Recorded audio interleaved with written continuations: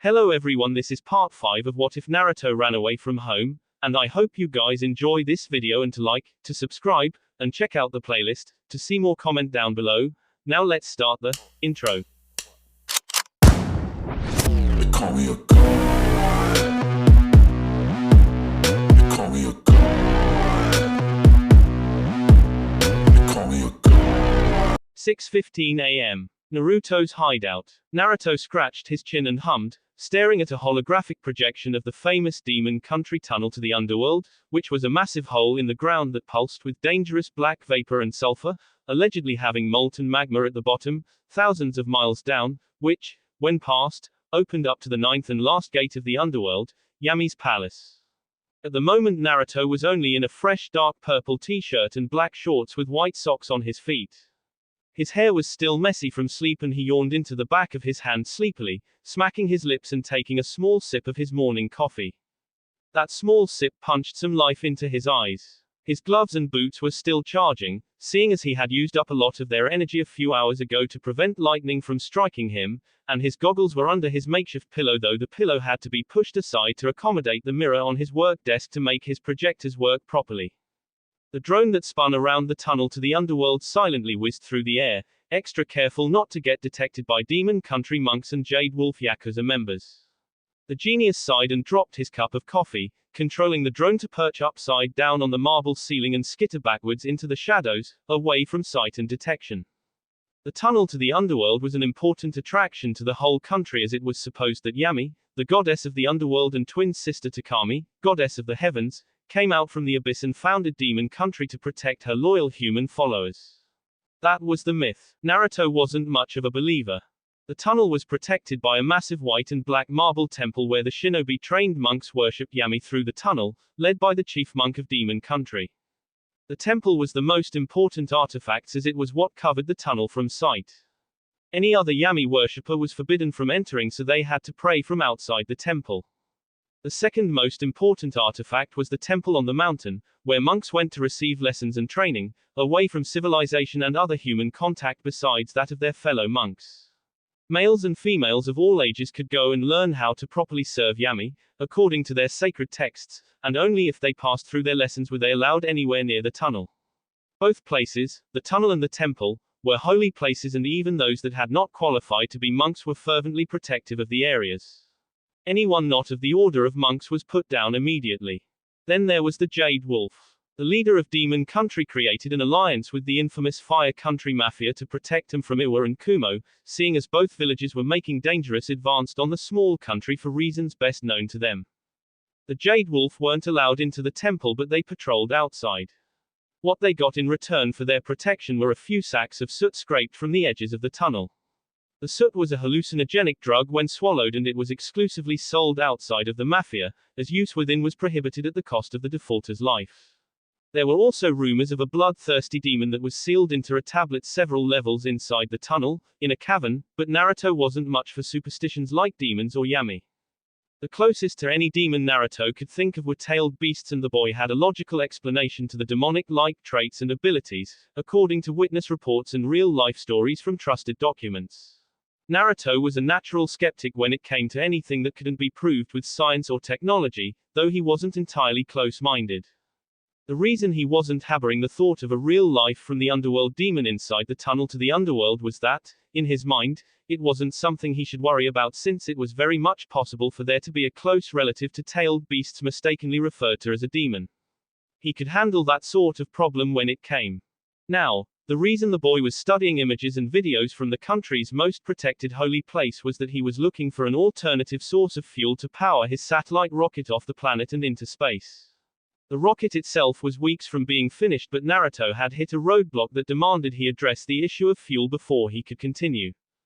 The boy couldn't use the same source of power as his drones, the sun, because it took too long to charge up enough energy that could make the rocket blast off into space, about more than half a year, to be exact, and the battery of the satellite was using solar energy and a few drops of Naruto's chakra to keep it online.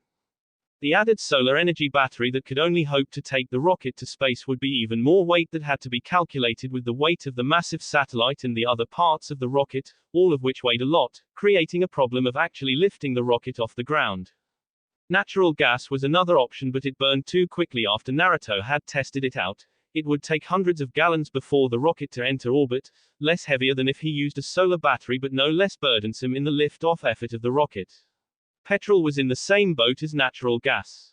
It was annoying, for Naruto, that there was no such thing as rocket fuel.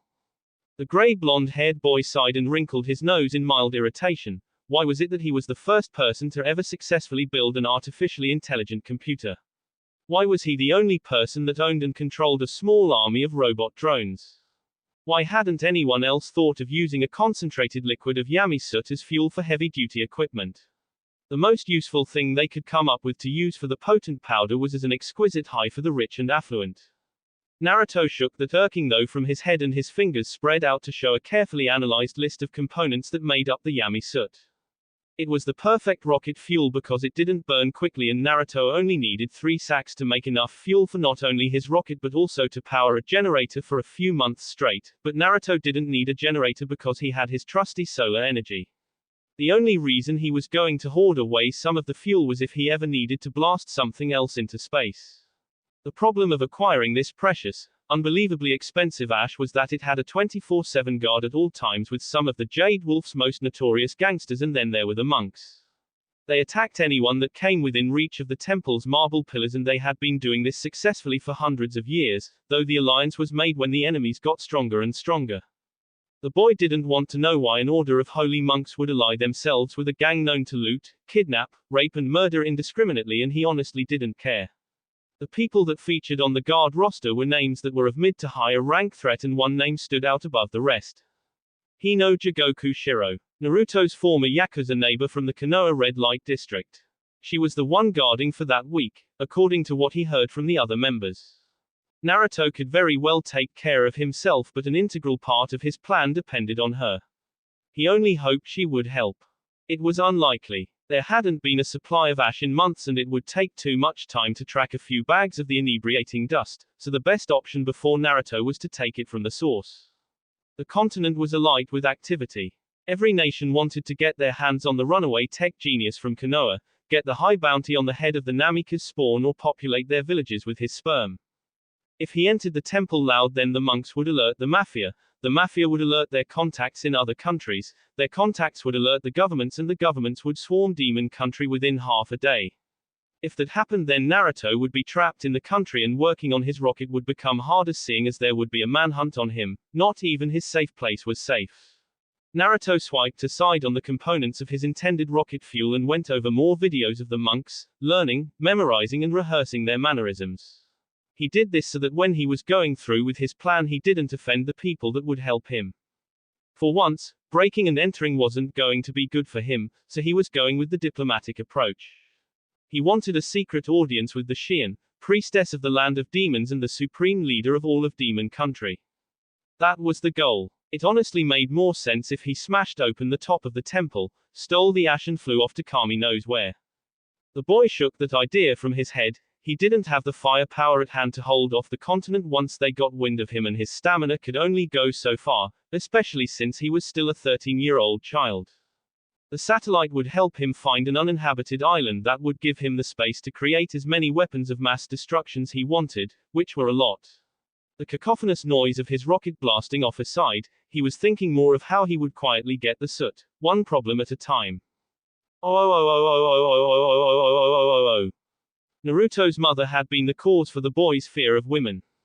All good mothers that love the children do this. She would repeatedly say as she lovingly petted his head, shining with the afterglow of another romp in his bed.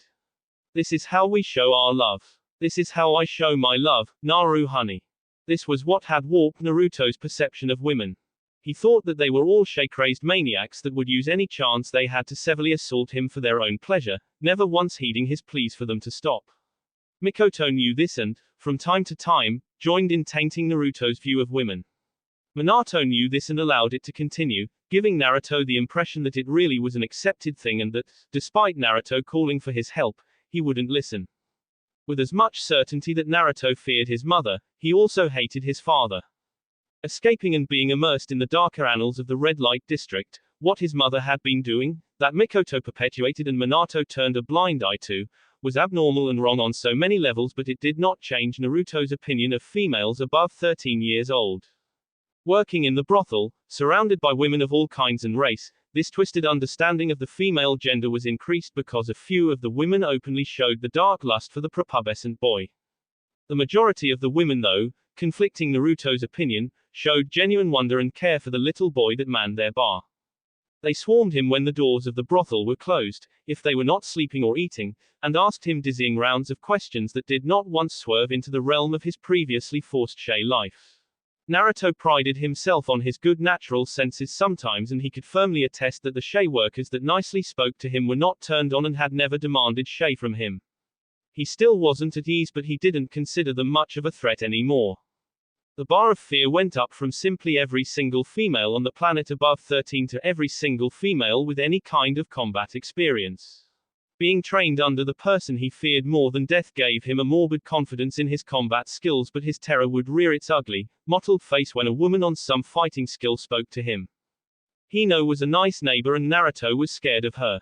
She brought him pastries every so often and, when he refused to open his door for her, slid a manga under his door, usually a isekai or fantasy manga about magic, adventure and escaping reality to a world that better than the one he was living in. Naruto had been raised to accept gifts, so he didn't throw them away. When he wasn't working on his weapons in the bar, he skimmed through the manga. He showed his appreciation by writing her thank you notes and, from what he noticed, she treasured his appreciation, though not in the least bit perversely. I saw this as progress. Hino was not aware of his phobia, but she had a niggling feeling about it. Maybe, his bar was raised again from every female of combat skill to every female of high combat skill, yet Hino still fell under this umbrella with her scary level skills. Encountering Orochimaru and Sume recently and being forced back awake by his ever-loyal computer friend from each encounter might have been the reason his fear bar had been raised so high. The point was that Naruto wasn't as scared of Hino now than he was before. The 21-year-old woman was the Jade Wolf Mafia's main enforcer. She stood at 5'6" with a lithe, trim and well-toned build gotten from years of formerly being the assistant commander of the Konoha Anbu, second only to Shikaku Nara. Naruto had done some light background research on Hino. Hino was an orphan that had been a sort of big sister figure in the orphanage. The poor state of the orphanage due to lack of funds from the village and understaffing forced the older children to more or less cater for their well-being.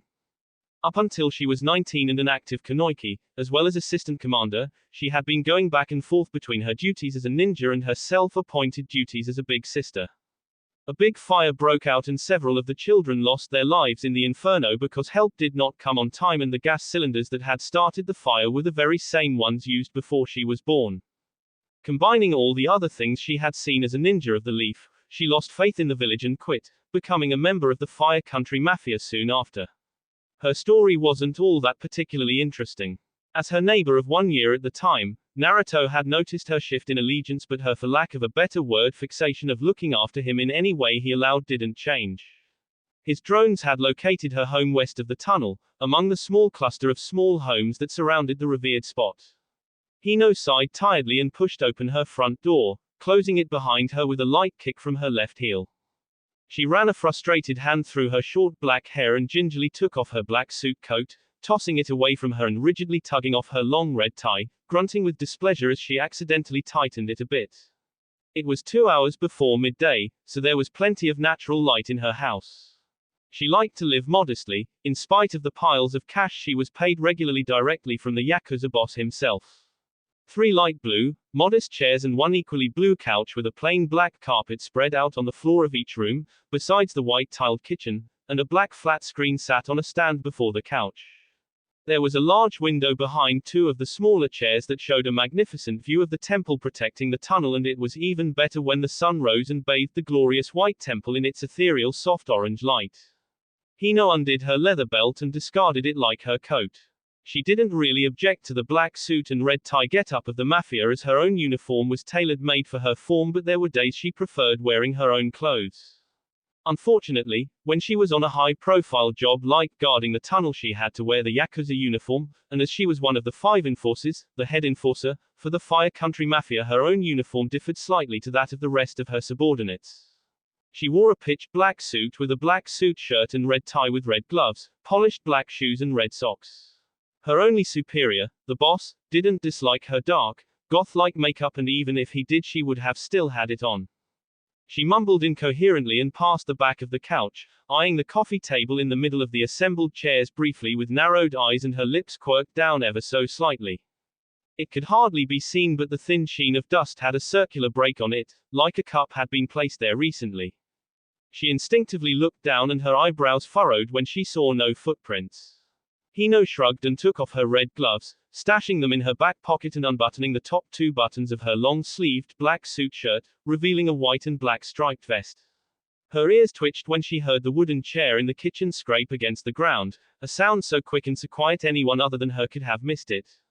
Her skills kicked in and she slipped to the side of the door, hiding her presence and taking off the rest of her long-sleeved shirt. Her striped vest hugged her form and her arms, one of which was littered with neat yellow, blue, red and black yakuza sleeve tattoos and the other a normal, albeit pale arm, reached behind her and tugged out a pair of short knives from their sheaths. She brought them forward and clenched her teeth, breathing out once and spinning around into the kitchen. No one. There was nothing out of place. That is, except for the 6-foot-long metal case sitting on her kitchen counter. It hummed lightly and the edges shone with thin white light. Hino was a chakra sensor, but her natural senses were sharp, and she did not notice any sign of life in her whole house. She cautiously approached the case and was about to poke it with her right blade until. "Don't do that, for your health's sake," a voice said behind her, and she whirled around, lowering her center of gravity and getting into a fighting style she had learnt under Shikaku Nara when she was still in the Anbu. Hino saw a pair of hands poke out from the doorframe of her kitchen. The person clearly wanted her to know that he was unarmed. His left hand bent forward and pointed past Hino, at the box on the counter. The charge's self-defense would automatically kick in and you'll be put under roughly 150 volts of electricity. Hino couldn't help but raise an eyebrow when the person mentioned charger, and how familiar the voice sounded. "I am unarmed. Come out," she ordered and gripped her knives tighter. "Now." Okay.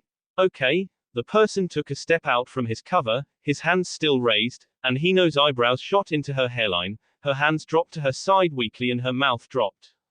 Kyohi. Like anyone else in Konoha, they found out that the green-haired bartender was actually the runaway son of the Yondaime, and only after the whole mess that was his attempted kidnapping and maiming Kakashi. Looking at him now, only some months after, he seemed completely different. He had gray blonde hair and he was in a pair of black shorts that had no pockets and a plain green shirt. His bare feet wiggled in the carpeted floor. He also had a pair of thick rectangular goggles slung around his neck. He winced when she swept her stormy gray eyes over him and lifted his shoulders into a shrug.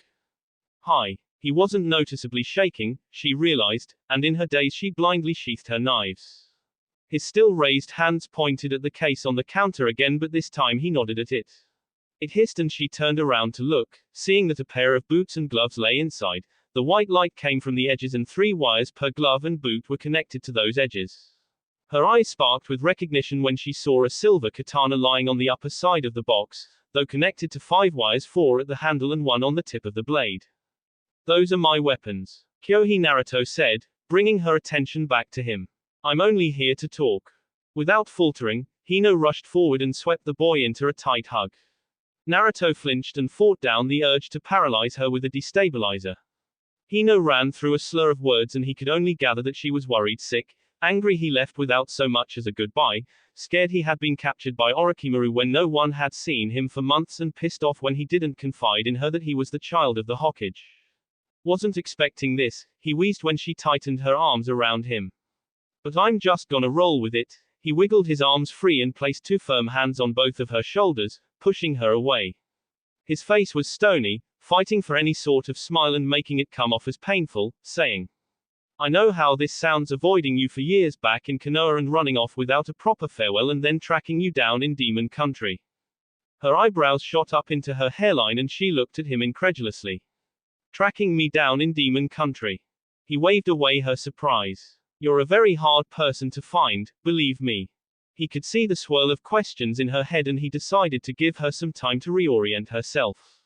Even for being a former Junin, this was a whiplash of revelations.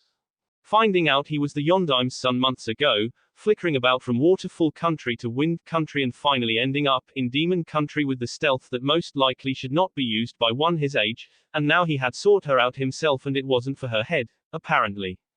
He swept aside and motioned into the kitchen, where a steaming pile of cookies laid on a ceramic plate.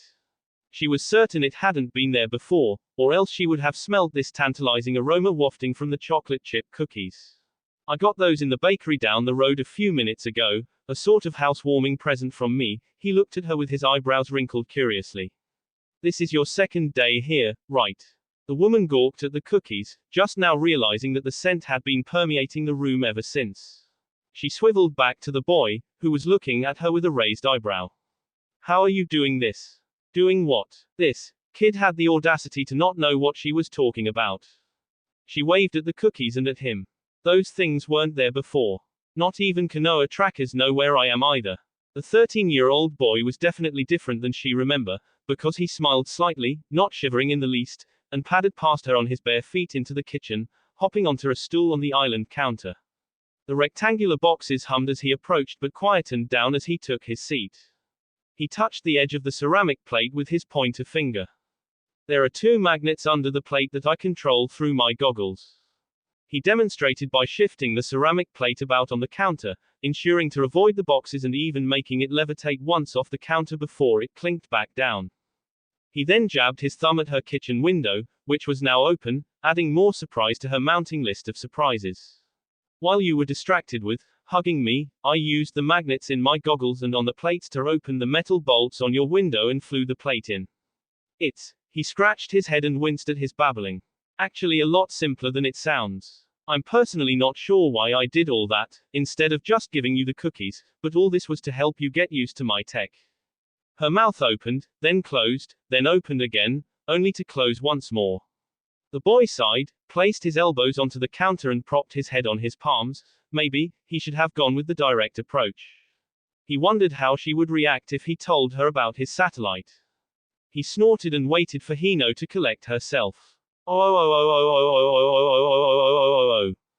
Kushina drove her knee into Sume's stomach and cracked her elbow down into the back of her neck, smashing her into the solid stone of training ground 11. You thought I won't find you, bitch. The feral woman spat hatefully, her hair barely flailing as she struggled not to fully lose control of her rage. Did you really think that, fucking animal? Mikoto's eyebrows crinkled worryingly and she inched towards her best friend. Take it easy, Kushina. He snapped back at step when the enraged woman spun to her, her purple eyes wide and tormented, filled with the souls of those that had fallen at her hands. Her face morphed into a dangerous snarl and the strong Uchiha Kunoichi held up one hand for the woman to calm down, motioning to the panting, wrapped-up form of the injured Inuzuka Kunoichi. She's already hurt, please. The redhead inhaled deeply and runs a rough hand through her hair, turning away from both women with her eyes and counting to 20. On 15 she was finally calm enough to create a coherent though and she turned around to the wheezing dog woman on the ground and kicked her torso, sending the woman careening on the ground, crashing through 3 trees and flopping before the man-made lake of the training ground. Mikoto gasped in surprise. Kushina. The Uzumaki waved flippantly. She's fine. She began skipping to where the bloody, battered body of the proud clan head laid. The Uchiha grumbled and fell silently, plodding after her friend with her arm crossed. She failed her mission. Dogs need to be punished. It wasn't her fault. Naruto just got the jump on her. Kushina giggled into her hand, a dark sound that sent tendrils of fear down the black-eyed Kunoichi's back. She had prior knowledge of some of the things my son can do, enough to preserve her health and the mission, and seeing as she was dumb enough to forget what happened to Kakashi she got her ass handed to her. They reached the Inuzuka, who was panting and shakily pushing herself onto her knees, moaning under her breath at the throbbing pain. She yowled when a hand threaded through her hair and pulled, taking her knees off the ground but still too pained to put her feet under her. Sume whimpered and futilely tried to pry the Uzumaki's hand out of her hair. A condescending pair of eyes captivated her and Kushina's light purple painted lips curled up into a smirk. Sume's a brainless crossbreed for not thinking, or am I wrong? No, mistress. Kushina's eyes widened and her other hand reared back to punch the Inuzuka in her stomach. Is that defiance I hear, you filthy mutt? No, mistress. Good. She released the clan head. She walked around the wreck of limbs that used to the dog woman, to the man-made lake, and spoke to Mikoto over her shoulder. Yugao told me my husband is sending out tracking teams to find my son. She was joined by Mikoto to her left and the woman tilted her head towards her friend. Is there anyone from your clan in those squads? No. Though I heard that those teams aren't to engage Naruto but to summon Minato once they confirm Naruto's location. Kushina hummed with a small, elegant frown. I was thinking of sending you out to find my son. She saw the bright sparkles in Mikoto's eyes at her best friend's thought. But my son will be able to sense you as easily as he would sense me. The hope of impressing her best friend died in her eyes. Besides, only Kami knows what secret weapons my son has that Tsume was unable to find out. You won't stand a chance. Mikoto raised up a finger and said. But, Kushina shot a single look at her, one scathing look that dared the Uchiha to say something to contradict her decision. The Uchiha clan head's finger deflated and she cleared her throat to regain what authority she had. Whatever. The Uzumaki princess tapped her chin in thought, reaching a brick wall she hoped to never encounter in her search of finding her boy. Missing ninjas failed, Konoha ninjas failed. Everyone failed. My son might have some kind of tech that could hide his presence and sense everything in the environment, she sighed heavily. I think the only thing I can do is wait for news from those trackers. Mikoto whirled around when they heard a sultry, hissing laugh from behind them, brandishing a tanto and pointing it at the only other person in the training ground, besides Tsume. Kushina only hummed and cocked an eyebrow at her senses identified the disgusting, green chakra behind her. Mikoto met the newcomer's eyes with her back straight, unshaking, not in the least bit intimidated. The woman looked over her shoulder and said in a dull voice. Orochimaru. The Sannin, coming in the same female form he was in when he first met Naruto, smiled sweetly. Now is that any way to talk to an old friend? The Uchiha stayed tense, watching the snake like a hawk. Her friend still didn't care much that her self-titled old friend was there. What do you want, Orochimaru? I'm not in the mood for games. The snake woman blew out a sad air, disappointed. Come now. Orochi. Kushina muttered threateningly. You have 10 seconds to give me a valid reason not to take your head down to T&I. Mikoto didn't need to remember how appalled Kushina had been at Orochimaru's crimes and how personally offended her best friend was. The Uchiha Kunoichi flinched when Kushina growled in a low voice. 9. I have a way to sneak up on Naruto. She brought out a phial filled halfway with a murky brown liquid, swishing it around in front of the inquisitive Uzumaki. Her interest piqued, Kushina slowly turned around and cocked her head to the side. I'm listening. Hino fixed Naruto with a strong look, an odd mixture of wonder and bewilderment. Let me get this straight, she started, when Naruto had finished saying his request and had settled back, chomping down on the cookies he had bought.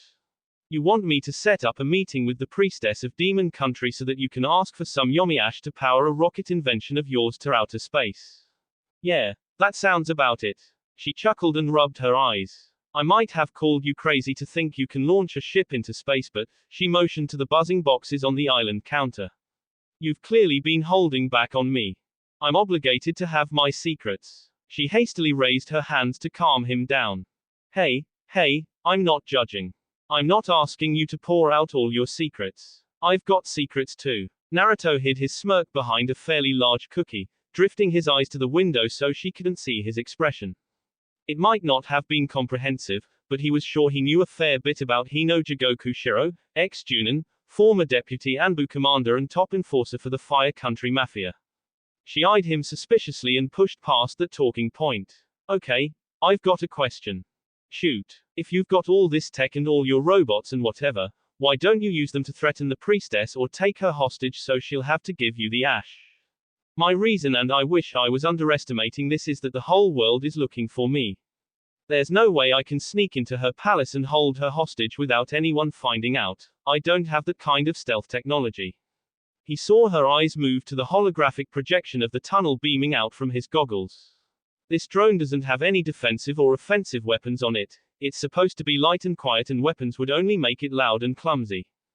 Hino conceded to him, mainly because she didn't want to confuse herself thinking about Naruto's tech. What do you say? I'll owe you one. She stared at Naruto for a minute, mulling things over in her head, then she said. I can get you to the priestess. Naruto saw it coming. But, you're still the most wanted kid on the planet. You're bound to be recognized by the guards. That didn't seem to be a problem when they arrived at the palace. The guards, wearing heavy-looking samurai armor over billowing white robes and priest headpieces, gave them one look. The leader of the current Yakuza guards and a gray blonde-haired boy in simple, unremarkable clothes and black-rimmed, tinted goggles hanging from his neck, and allowed them in. Naruto looked on his plain blue shirt and black shorts with white trainers, then to his goggles, making sure nothing was out of place. His feet blindly followed the handmaiden leading them through the corridor into the throne room. Is he here yet? A voice squeaked far in front of him, and the boy looked up, seeing a girl close to his age standing before a full-body mirror and straightening her light blonde hair and adjusting her golden crown. She was in a lavender kimono with a short white half-shirt underneath, shown from the open hem of her kimono. She also had red sandals on her feet. The reflection of her pale lavender eyes sparked as they fell on him. She whirled around, her face flushed a deep shade of red and her eyes wide in surprise. Naruto regarded the daimyo of Demon Country with a blank, emotionless look, and the girl blubbered on, even as two of her handmaidens took away the standing mirror. He bowed, his eyes lowered to the ground like how he had been taught to address a superior political power. Greetings, Lady Shion, I am Lord Uzumaki Naruto. The boy snapped back up, his eyes briefly narrowing at her exclamation. Being the son of the Yondaime didn't make him royalty. Being the son of the Princess of Whirlpool, a nation that had formerly been more powerful than more than half of the continent, was what made him a noble. The girl's attendants and guards looked at the girl, utterly confused and unsure of what to do with the information that it was the globally wanted standing before them. My apologies, Lord Naruto. Naruto is fine, my lady.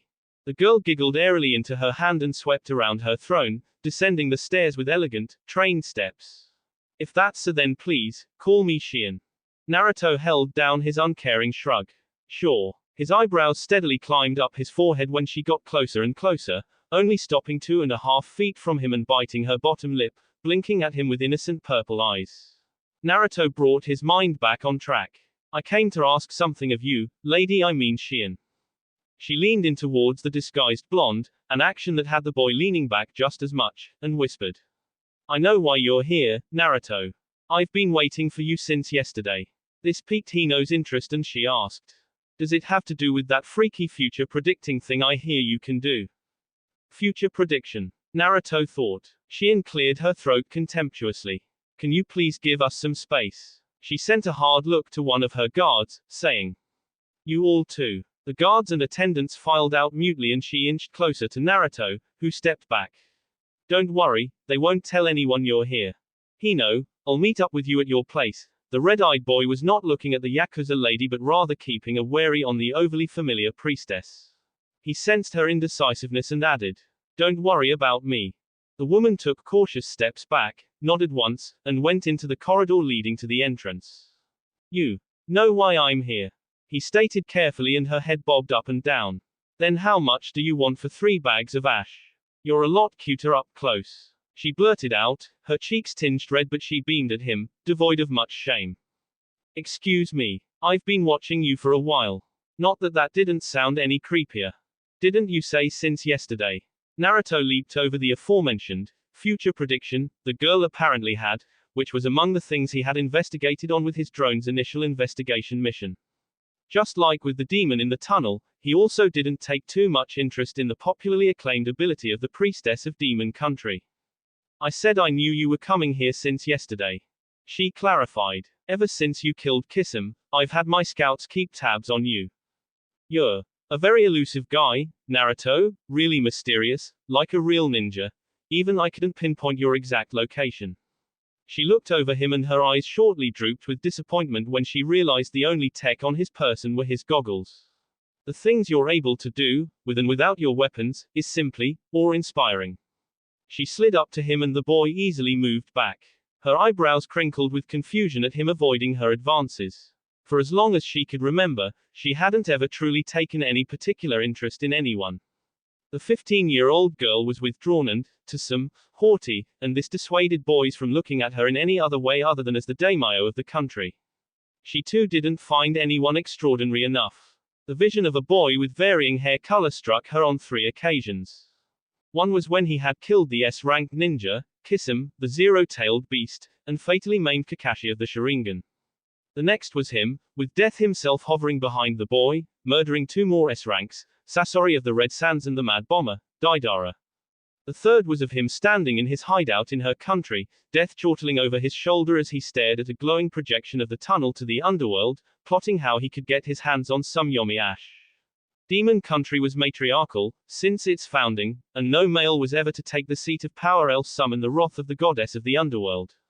Xian's mother had always told her stories of how she would one day find a male of outstanding qualities, through her own predictions, that would sweep her off her feet and give her his essence so that she, Xian, too would bear her own daughter that would one day rule the whole country. The girl well and truly believed that it was Naruto her mother had been referring to. He was strong, smart, skilled and, she hoped, compassionate, somewhere behind his fortress of technology. Her first instinct was to, politely, ask him for his semen so that she would bear a strong heiress to the throne and, maybe one day, follow Naruto to wherever he wanted to go, but, she stopped herself. Disgust crawled its way onto Naruto's face and his lips quivered with a growl. What did you just say? Oh, she might have, accidentally, let it slip out. I'm sorry. No, I'm the one mistaken here. I should just kill you and take the ash from under your throne. So much for my plan. So much for thinking that all girls weren't the same. I was the one that informed Naruto, after a scan of the room, that there was a large space underneath the throne that had small particles of yami ash in the air, not enough to intoxicate but enough to dizzy. The girl stumbled back as the red-eyed boy walked up to her with clipped steps. He caught her by the hair collar, clenching it with one hand and deftly holding her from falling onto the ground, glaring down at her with what she could only describe as a dark frown. I was personally hoping that one your age and status would be better than this. She saw Death cackling behind him and she knew, there and then, that he was going to kill her. Her death would be so inconsequential to him it won't even be on his conscience.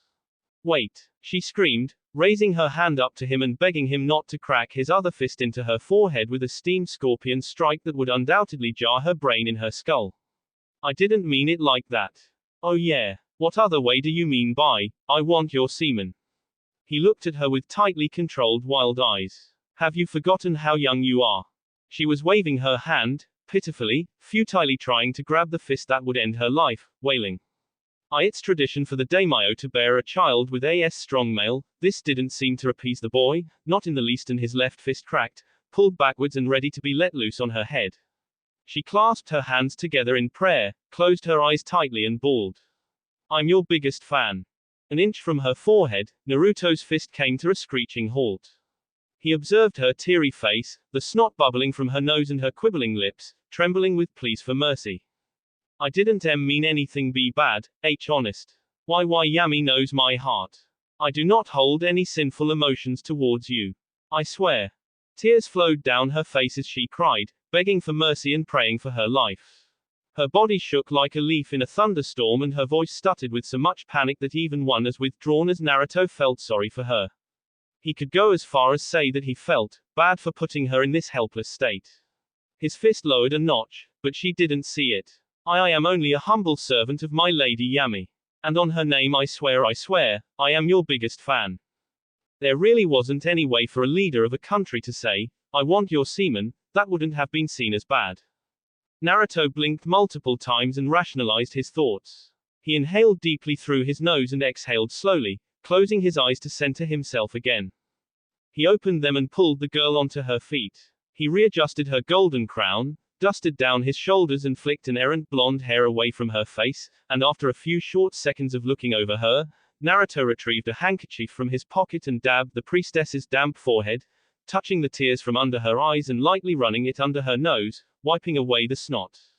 When he was sure she was presentable, he eyed her with an empty look, standing back to make sure he didn't miss anything. If she wet herself, then that was her own business. The girl's knees were knocking against each other and her eyes were clenched shut, her hands still laced in hopeful prayer that she wasn't going to die in her throne room. How much do you want for 3 bags of Yomi ash? Naruto asked, simple and easy. The girl's eyes snapped open and she answered. You don't have to worry about paying me. You can have as much as you want, I don't mind. You see, I've got more than enough money. Ha. She babbled and laughed awkwardly to herself, her stuttering not getting that much better. Naruto interrupted her. I'll ask again, how much do you want for 3 bags of Yomi Ash? Shion saw how serious Naruto was and gulped. Why you can have them for 1000 Aru per bag, and I'll even throw in 1 extra. 3's fine. Thank you. Naruto handed her the handkerchief and riffled through his pockets again, pulling out a small, palm-sized scroll. He unsealed a crude black leather wallet and put the scroll back into his pocket. He counted out 3 bills for the scared priestess and, when she didn't move to take the money, he gingerly took her small hand into his own and pushed the 3 1000 Ru bills into her hand. He curled her hand to hold the money tightly and pressed on. The ash, please. The 15-year-old daimyo bustled over to her throne, with the 13-year-old genius following behind her at a leisurely pace, and, still gripping the Ru notes in her hand with all her might, inhaled deeply, held her breath and pushed the foot of her throne back. She blindly reached in with her other hand and, one at a time, pulled out 3 bags. She made to pull out a 4th bag but a strong cough stilled her hand.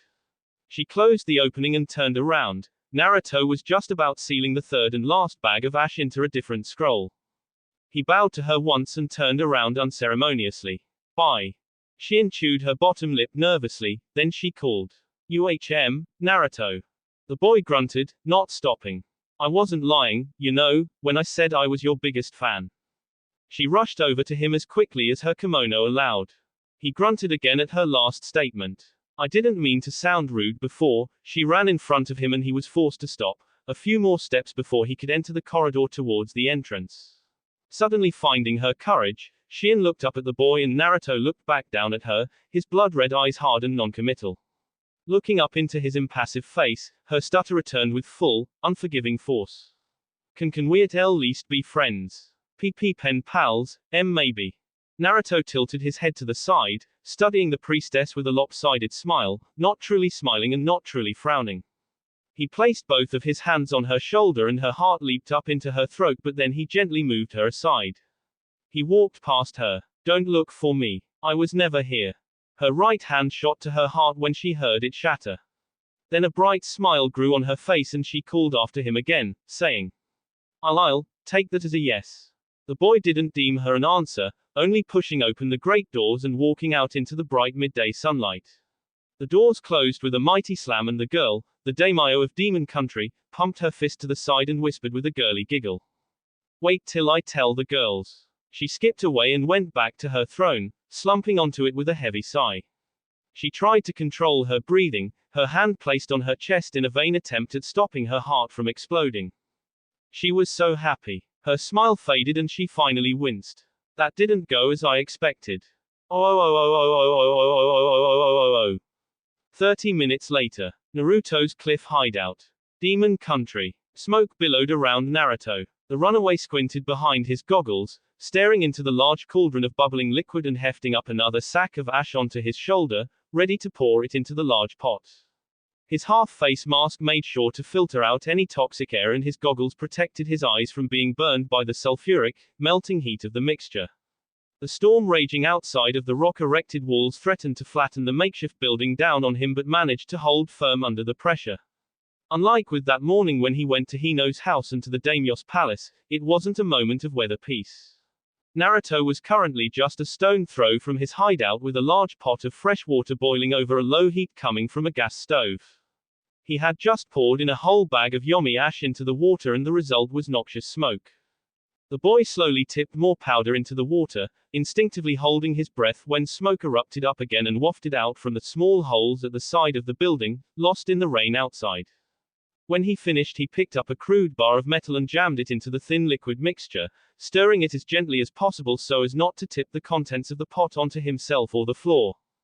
That surely would be disastrous. His gloved hands struggled to churn the gradually thickening mixture, even with the added power of his computer gloves, and he stopped mixing after 5 minutes, adding the last bag of ash into the pot.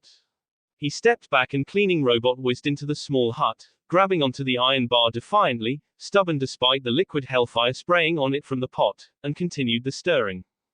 Give it an hour before you take it off the fire. The robot beeped loudly, even though it had been Naruto had spoken to. Naruto predicted that the mixture would become as thick as tar in the next 10 minutes, but then, under the slow, even fire from the gas stove, it would gradually become thinner and thinner. The boy calculated that 2 gallons of rocket fuel would be enough to take his satellite into space. He put on his rain poncho and stomped out from the crude, makeshift laboratory towards his hideout. The last few things I need before I finish my satellite are in Kumo, Naruto said aloud to Ai, muted by his half mask. Prepare my katana and my combat drones. Keep the suicide drones in the base until I ask for them. Yes, sir. The combat drones could not be compacted into anything smaller than twice the height of an average adult and twice the size of an average Akamaiki shinobi, hence Naruto's next order. They're too many and too heavy for me to carry all at once, so move them to Kai Village in Lightning Country. It's best if I have them close by, just in case. I couldn't have agreed more to its master's logic. Of course, sir. It went about stacking the folded-up combat drones Alpha, Beta, Gamma and Delta on top of each other, all in their cubical, compacted forms, and they zipped out from the front of the hideout just as Naruto opened the door. Lightning arced down from the sky and struck a few flying metal boxes, but the drones weren't brought down, or slowed down for that matter. Shall I still keep the Beta fire drone and suicide drone with Hino operational? Naruto entered the hideout and slammed the door shut, breathing out a sigh of relief at the feeling of not being pelted by rain. The strain of dividing your attention, huh? Naruto mumbled, clicking off his half mask but keeping his goggles over his eyes. Activate flight mode. Auto-detect and defend and switch off their main cores, but make sure their secondary reserves are at 100% for both those drones. It was a mode on all his drones that Naruto had personally programmed that would have the robots deactivated until they sensed any form of danger near their charge. All the way back in her apartment, close to the tunnel, Hino flinched when the 2 robots Naruto had gifted her clanked and creaked, gently dropping onto the ground and sliding back into a corner of her living room, folding themselves into 2x2-foot cubes. All sounds stopped and the Mafia enforcer stared warily at the deactivated boxes. Naruto had given them in gratitude for her help. They were strictly to protect her at all costs. She didn't understand a single thing about how to maintain them, and when Naruto had noticed, he told her not to worry about it, that they could take care of themselves and her too. Ai's connection to the drones currently with Hino was subsequently cut, until the event of imminent danger to the Mafia enforcer. Basically, the drones were dead to the world, even to Ai and Naruto, until they sensed danger in Hino's immediate vicinity, and if the woman was to leave Demon Country, then the drones were to follow stealthily, or as stealthily non-stealth robots could be. Of course, Hino had argued that she didn't need any kind of protecting, not to talk about one from 2 inventions of a 13-year-old boy, but Naruto had insisted. She finally caved. I spoke up when Naruto had been silently shuffling down the dark hallway leading into his hideout. Sir. Yes, I. Do you want me to have your cleaning drones pack your clothes and fly them to Kai Village? Without the added load of your clothes, you will be able to move more swiftly and in the course of an unavoidable ambush, which was unlikely with Ai and Naruto's combined sensory abilities. You will have more maneuverability. Good idea. Just leave the lightning conductors and my satellite battery. 2 more days before it's fully charged. The chances of the conductors being seen were already slim, seeing as Naruto was miles from the nearest human settlement in Demon Country, all the way on a cliff east of the religious nation, so the inventor wasn't too worried of his base being found and robbed. I went about, controlling the cleaning robots like puppets to pack Naruto's clothes, shoes, scrolls and sweeping the interior for any signs of its master's presence. Naruto didn't have an official name for his cleaning robots, unlike his reconnaissance, combat and suicide drones, or a subcategory, like the Alpha Beta Gamma Delta series of his combat and suicide drones. Hell, they were more like drones with extendable arms that held 4 controllable fingers and a slight protrusion with 2 blue lights serving as their head and eyes respectively. Naruto often called them his cleaning robots, but that name didn't feel right for some mysterious reason. His reconnaissance drones were a new addition to his growing army of drones, and they were largely unarmed and harmless, except when they were to sneak past enemy lines to scout out the terrain or a building. They were light and fast and also disposable, loaded with a small bomb to self-destruct if they were ever discovered or caught. The spying robot had been more easily named than the cleaning robot. Naruto shook his head and discarded the errant thought. He had better things to worry about. This storm should last another 5 days before it lets up, right? That is correct, boss. Good. The boy went about his apartment, dodging and avoiding the cleaning robots as they arranged his stuff. They unscrewed themselves from the ceiling, leaving only one for Ai's master to use, and the holographic projectors were also taken down by the cleaning robots, neatly kept inside a large 5 by 3 foot metal box, larger than the ones Naruto used to charge his gloves, boots and sword. The boy turned his right hand palm up and the red palm of his glove glowed at his mental command, forming a colored holographic screen before his eyes. How's your processing speed now? Understanding that Naruto meant that now that the drones with Hino were not operational, the supercomputer aptly answered, at optimal levels, boss. Processing power. Now at 91%, boss. Optimal. Storage capacity. At 40%. I recommend backing up and discarding non-essential data, including outdated schematics, inconsequential information on late shinobi, unimportant videos gotten from your drones and, may I add, there is a backlog of data that cannot be properly processed dating back to when you were still in Konoha. Naruto's eyebrows furrowed. Data like what? Old transactions and calculations that, as of now, are obsolete in comparison to your current calculations. Naruto shook his head with an amused smile.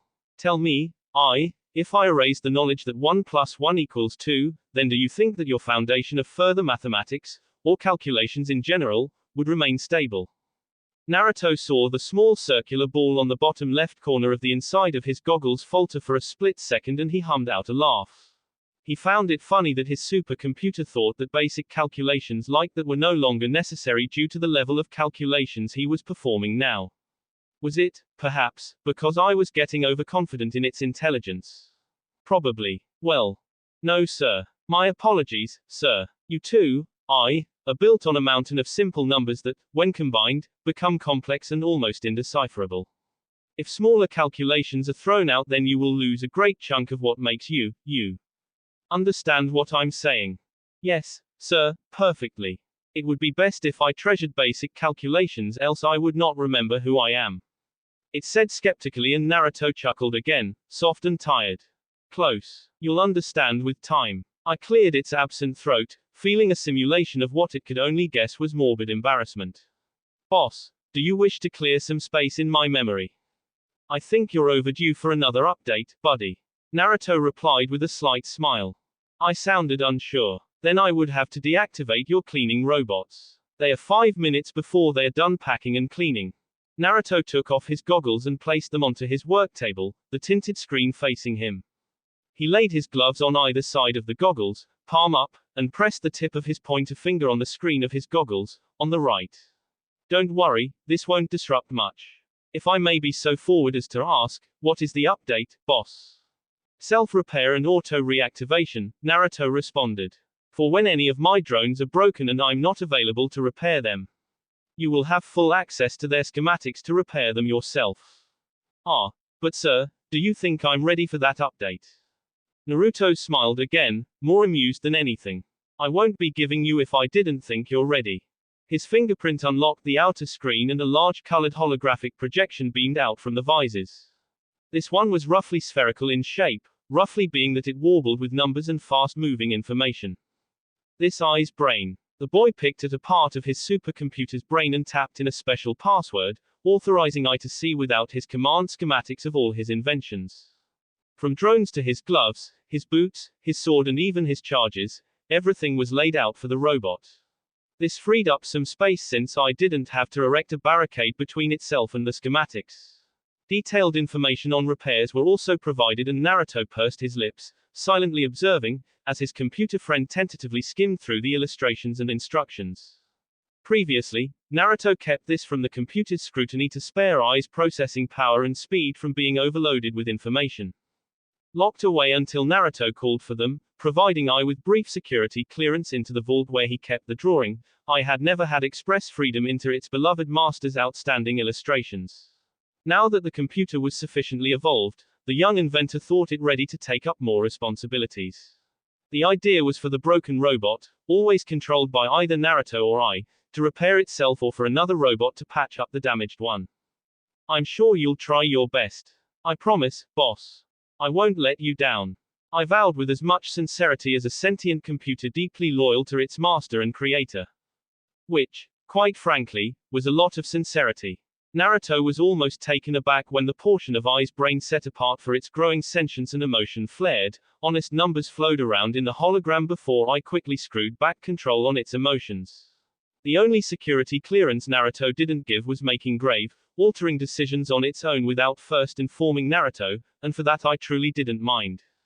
For the auto reactivation, it's just to jump start any recently repaired tech. Understood. The boy's arms, spread wide to encompass as much of the holographic brain as possible, closed till the brain shrunk, small enough to be contained in his cupped hands. Naruto held the brain in his right hand and retyped on the screen of his goggles again. The brain fizzled out from his hand and entered the visors. The cleaning robots stopped shortly, beeping and bleeping, then moved about again. Full system reboot is required to fully integrate system update, boss. Approximately 2 hours. Go ahead. But, Naruto waved his hand, going to a cleaning robot and pressing his thumb into the robot's back. The robot stopped hovering and almost crashed into the ground if not for Naruto catching it, dropping it onto the ground and gently as he could. He grunted under the weight of the heavy robot. I can finish packing. You're handling very, very delicate information, it won't be good if I lose them. Take your time. Yes, boss, I buzzed, preparing to shut down all of its system. The drones that had been flying for miles towards Kumo, somewhere on the opposite side of the continent, perched themselves on the ground among a thick group of trees. What will you be doing when you finish packing? Naruto, after making sure the other 4 cleaning robots were on the ground, tapped his chin. He would have to make a shadow clone to stir the batter of Yomi ash and fresh water, because the robot there would also deactivate. The black mist from the large pot would be a problem, so he would have to give the clone his half mask and a pair of clear white lab goggles. I'll get to work building the rocket's fuel tank and after that I'll read a book. The inventor had previously purchased some novels and manga from Waterfall Country, with the aim of reading them at a leisurely pace once he found solitude. The one he planned to read was supposedly about an old man and the sea. I buzzed and muttered, "Can you tell me about it when you finish?" "Sure, buddy." Oh. There was a point to not using chakra. Yes, chakra can be used in fuinjutsu to store an immense amount of load, and in ninjutsu and genjutsu to make combat both more entertaining and efficient. Though with all of this, chakra had a weak point once used. It left a trace on the user and in the environment. Naruto had discovered this once he studied deep into the intricacies of chakra, which was why he made a point to minimize how much he used chakra. Now, more than ever, he was glad he was using his tech in place of chakra, but also now more than ever he was glad to know how to use chakra because, you see, using a storage seal obviously powered by chakra was the easiest, most portable way to store a dead body, not to talk of 2 dead bodies. A controlled, tightly contained henge was also best when one wanted to hide their identity, leaving only a minuscule amount of their presence in the process. A 6-foot-tall man in a black cloak, which had a high collar that covered his chin and went down to just above his ankles, where a pair of midnight black with red-soled combat boots decked his feet. The man looked to be of slim build from casual observation, but when they looked better they saw he had broad shoulders, a straight posture and hard, merciless crimson-red eyes. A character trait for a shinobi that was confident in their abilities. His lower face was hidden behind a mask that had a gruesome painting of a pearly white, serrated grinning maw of some beast. His hair was gray, with streaks of yellow here and there, but it did nothing to reduce the intimidation factor of the cloaked man stomping down the dusty, sandy road of Hokori town of Western Wind Country. The small hamlet-like town lived up to its name, with the dusty road and the few set of houses he saw were made from burnt clay and red bricks with aluminium roofs, meant to withstand the harsh and hot winds as well as the heat of the desert. There really wasn't much to the town. The people walked about with brown turbans, heads lowered and going about their business, too distracted by the heat to give a damn about why one of such terrifying visage was walking in their quiet town. This mysterious man walked round the corner of a building into an alley and stopped just before a burly man in a tight white shirt and brown turban, standing before a trapdoor in the ground with his strong, barrel-like arms crossed and his frown deep. His displeasure deepened at the appearance of the cloaked figure, and he opened his arms, ready to strike down the obvious ninja, but stopped short when the front of the cloak opened and the newcomer's hand slid out. A long-sleeved brown camo shirt covered the man's arm and were tucked into a pitch-black glove with a red palm, the same style as the man's boots. In his palm was a recognizable brown eye. The bouncer sniffed from deep within his turban and hummed, feeling the residual chakra of the one that once owned those eyes.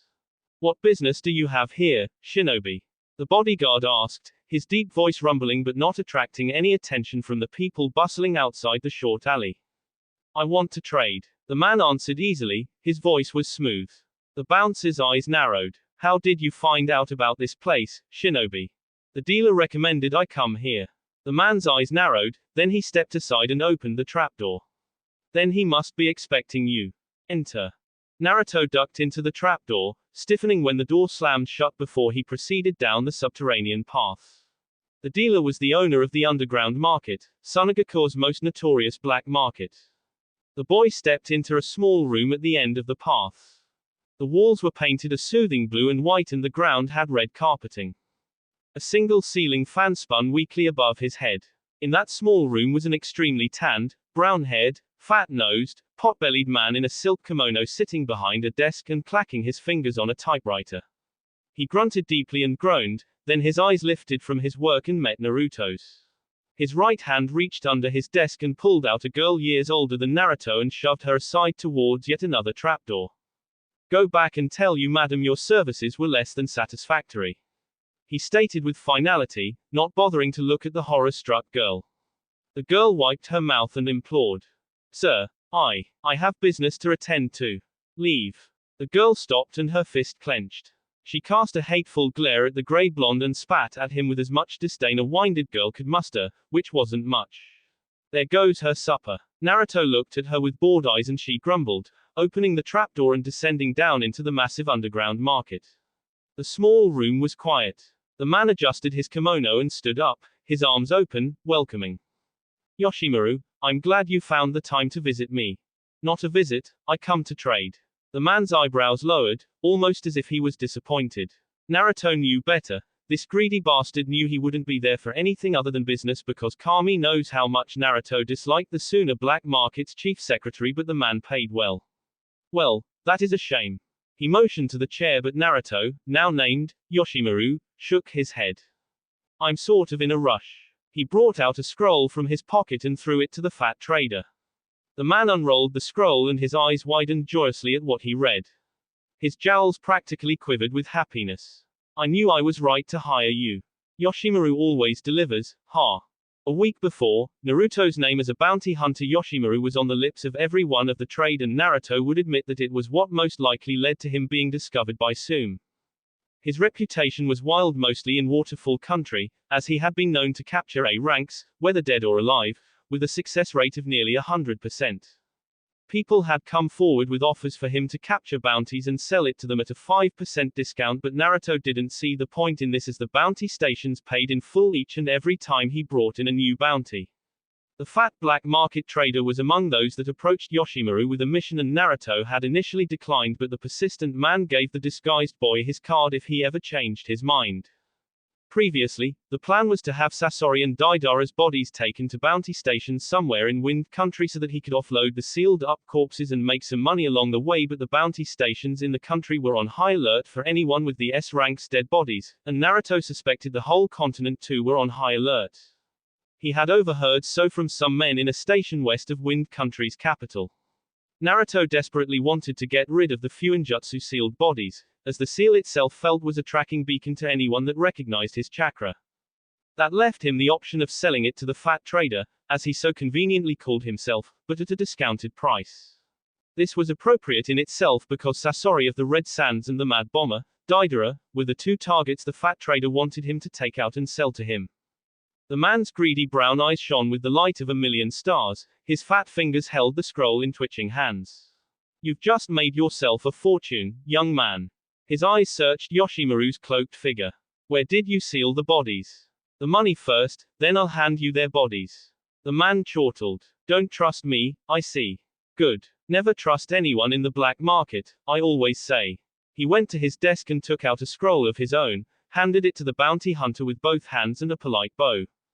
5% per head, as agreed upon. Yoshimaru Naruto didn't like the deal, not one bit. A bounty of up to 7 million for Sasori and 10 million for Deidara, both from their respective villages, broken down to 350,000 for Sasori and 500,000.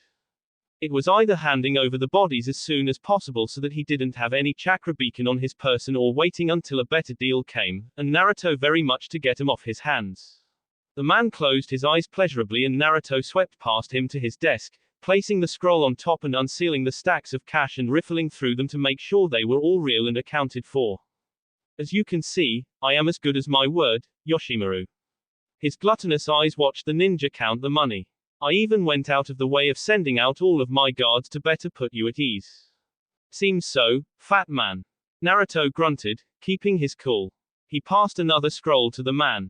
The man unsealed the bodies and his elated expression melted, much to Naruto's own pleasure. What is the meaning of this? The fat trader asked darkly, standing up from the ground with an angry red face. On the floor lay Deidara and Sasori, or what remained of them, and all they had on were white loincloths. Where are their weapons? Their world-class, signature weapons. The deal was to bring them to you, dead or alive, and not to bring with them the signature weapons. In this case being Sasori's puppets and his crushed heart, and in Deidara's case his explosive clay. Outrageous. Without those weapons they might as well have no value. What man would believe it to be them if not for their S-ranked weapons? Even a deaf man would not pull this stunt. I can have you killed. Hey, Yoshimaru barked, glaring at the angry fat man. Calm the fuck down. If you want the rest, then you give me the rest of my bounty. And as an afterthought, he added in a tone that was saturated in dark humor. You really shouldn't have sent out your guards. Never trust anyone in the black market. Well, I never. 5 minutes later, Naruto walked out of the trapdoor, the complete bounties comfortably unsealed his pockets. He stood at the front of the alley for a moment, quickly taking out 10,000 Ru and stashing it into his wallet, and slid the storage scroll containing the rest of his bounty into a disc-shaped contraption that was 6 inches in diameter. It looked like 2 very flat cones welded together at their bases, the edges alternating from blinking red to green. His red-soled gloves skimmed the edge and the blinking light changed to blue. He pulled his back and threw the disc into the air, like a frisbee, and the contraption rocketed into the air, disappearing into the clouds in a gust of air. The bouncer behind him raised his eyebrows, intrigued at the small display, idly wondering why he didn't sense any chakra being used. His mouth dropped when the cloaked figure bent down slightly and, in an explosion of scorching hot air, shot into the sky in a blur of outstanding, mind-boggling speed. What? The author's note. What adventures lay in wait for Naruto in Kumo? You'll just have to wait and see. For those that were expecting Minato to feature in this chapter or for Kushina to die, then you'll have to be a bit patient. They'll have to show up, eventually. I'm aware I haven't done this in a while, but I just felt like doing it. Next time on Red Lights. Destabilizer. Naruto roared, his voice cracking as he bent backwards under a roundhouse kick, swept his leg to trip his opponent but had to flip backwards onto his hands when the lady reared her leg back to step on his former attack. He flicked his left foot forward, still standing on his hands, and used the red soul to block a Tanto strike. I, reluctant, answered. Target cannot be identified. Naruto hissed as sparks exploded from his foot meeting the Tanto and his hands fell out from under him after the woman sent her own leg sweep, but the tech genius went into a roll, giving himself some distance. What do you mean you can't identify her? She's right there. He stopped, finally fully observing the woman with his goggles, and cursed. No chakra core. No brain activity. No body heat. No pulse. It was like he was being attacked by a faceless corpse. Naruto knew better. Despite the hunter ninja mask adorning her face, a scary depiction of the Shinigami's face, saw-toothed mouth and gaping, wide, soulless eyes that flashed with the red glow of the Kunoichi's Mangekyo Sharingan, Naruto knew exactly who he was fighting. Mikoto twirled her Tanto in her right hand and stared at her target with an impassive gaze, angling her head to the side when the boy lowered himself into a crouch, placing his bare right hand on the ground and his left tapping the ankle of his left boot. Orochimaru, not wearing a mask, emerged from the ground to the Uchiha's side and licked her black-painted lips. Memories flashed behind his eyes, of a wild Uchiha screaming into completion alongside a red-haired Uzumaki. Both smiled motherly at him, softness radiating in their eyes, in spite of the tormented gaze that returned to them. I shocked him back into reality. Naruto bared his teeth and snarled. That will be it for this video. If you want more, comment down below, like, subscribe. And see you guys later.